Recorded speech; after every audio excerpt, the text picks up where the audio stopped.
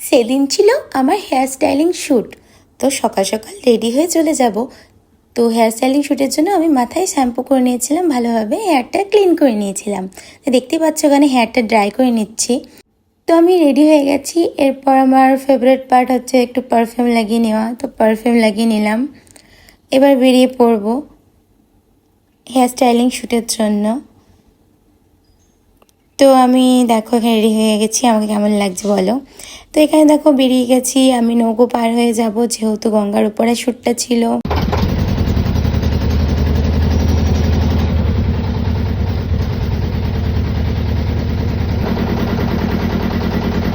নৌকো ছেড়ে দিয়েছে। তো বলো আমাকে কেমন লাগছে তোমরা। তো এখানে আমি একটু ভিডিও করে নিচ্ছিলাম আমার ব্লগের জন্য।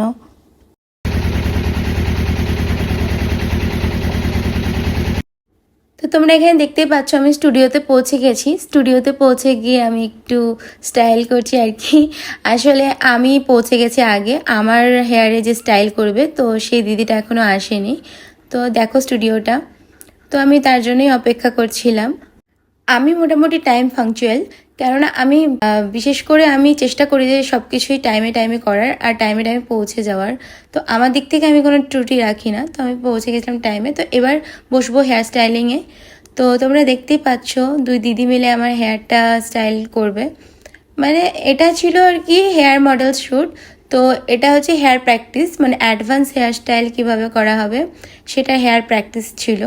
তো সেই শ্যুটের জন্য আমাকে মডেল করা হয়েছিল। তো আমি সেখানে গেছিলাম। দেখতেই পাচ্ছ মিররটা অতটাও ক্লিয়ার নয়, আর পেছনে যেহেতু হেয়ারটা হচ্ছিল আর হেয়ারের পেছনে লাইটগুলো জ্বলছিল, তো ভালোভাবে ভিডিওর ক্লিপগুলো আসছিল না। তো তবুও আমি ভিডিওর ক্লিপগুলো নিয়ে নিয়েছি। পেছনে লাইটটা না, সামনে থেকে লাইটটা দিলে আরও ভালোভাবে উঠতো। তো এখানে দেখো খুব সুন্দর আর যত্ন সহকারে আমার হেয়ার স্টাইল করছে। এই দিদিটাও খুব ভালো ছিল। যাই হোক, আমার সাথে ভালো মানুষদেরই দেখা হয়, যেহেতু আমিও সবার সাথে ভালোই ব্যবহার করার চেষ্টা করি।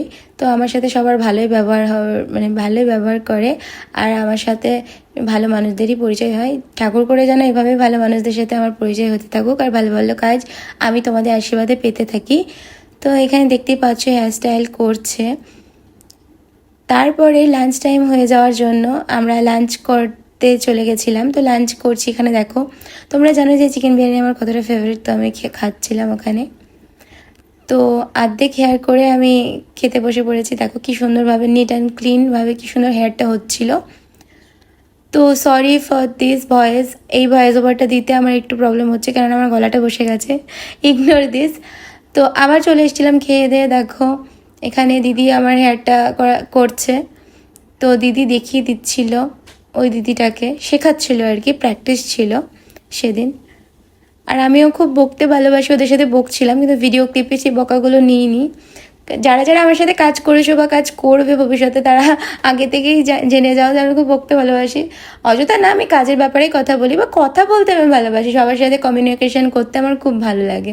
অ্যাকচুয়ালি আমি চুপচাপ থাকতেই পারি না।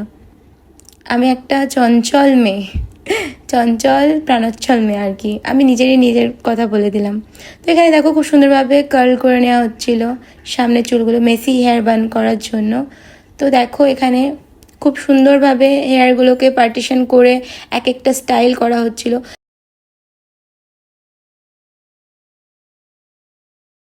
তো ওখানে সব শ্যুট শেষে আমার দেখো দিদিও বেরিয়ে পড়বে, আমিও বেরিয়ে পড়বো। এখানে শ্যুট শেষ হয়ে গেছে। টাটা বাই বাই সবাইকে, সবাই ভালো থেকো।